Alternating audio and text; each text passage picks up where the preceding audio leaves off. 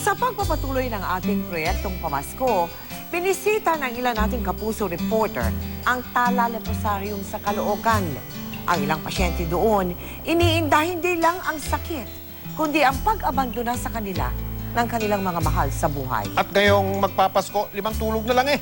Sila ang binigyang saya at pagkalinga ng mga kapuso nating sina Marisol Abduraman, Steve Dailisan, Claire Delfin, John Consulta, Rida Reyes, Lala Roque, Dano Tingkungko, Julius Segovia at JP Soriano. Ito ang leprosarium sa Tala, Caloocan kung saan ginagamot ang may mga leprosy o ketong. Pero ang institusyong ito nagsilbing hindi lang pagamutan, kundi tahanan na rin ng mga dinapuan ng nasabing sakit. Karamihan sa kanila, dito na tumanda. Ang ilan, dito na rin namatay. Dinadala lang sila dito, tapos iiwan na sila. Hindi ho naalis ang stigma. Kaya yun ang gusto namin talagang alisin. Hanggang ngayon po, meron pa rin. Sakit po ng kalooban dahil para silang nilalayuan. Tapos, miski pamilya. Narito sa kanilang custodial ward ang mga inabandonang pasyente na gumaling mula sa sakit na ketong.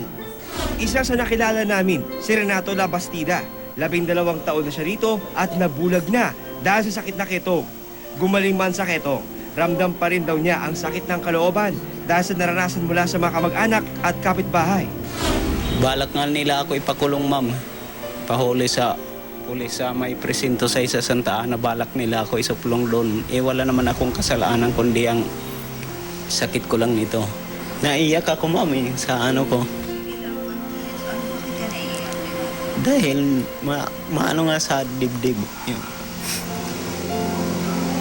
Sariwa pa rin sa alaala ng 82 taong gulang na si Alejandra Dancel kung paano rin siya pandirian sa kanilang lugar sa La Union. Mas masakit pa nga raw yun sa sakit na ketong.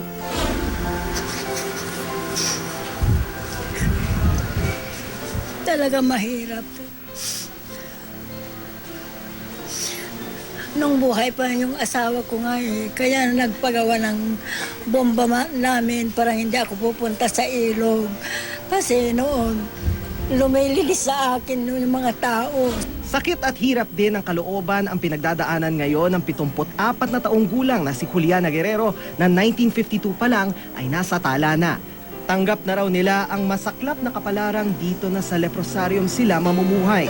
Pero hiling pa rin nila, madalaw sila ng kanilang mga mahal sa buhay lalo na ngayong Pasko. Kaya naman sa abot ng aming makakaya, sinubukan naming punan ang kanilang pangungulila. Kasama ang aming mga crew, pumasyal kami sa kanilang mga ward. Maliban sa pagkain at munting regalo, may baon syempre ang aming grupo.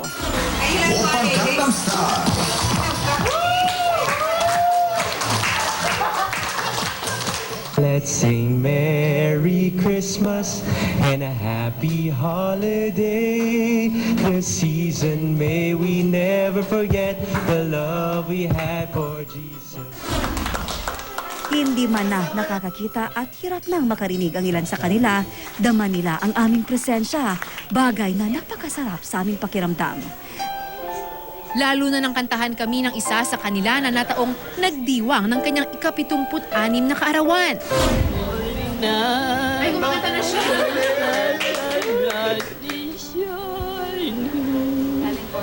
It is the night of a Savior's death. Hindi rin nagpahuli ang isa pang pasyente. Kung ako'y muling iibig, sana di maging katulad mo na may pusong bato. Ito'y pagpasalamat sa Pasko, pasasalamat. Ang sakit na ito hindi po dapat katakutan o hindi dapat iwasan. Ito po dapat magamot lang ng maaga. Minsan man namin silang napasaya, alam namin na pansamantala lamang ito. Higit pa sa kalinga, pag-unawa at pagtanggap sa kanilang siyang tunay na lunas sa kanilang kalagayan, hindi lamang ngayong Pasko kundi habang sila ay nabubuhay. Sa ngalan ni Steve Dailisan, Julius Segovia, John Consulta, JP Soriano, Dano Tingkungko, Lala Roque, Claire Delfin at Rida Reyes, Marisol Abduraman. Nakatuto kami 24 oras.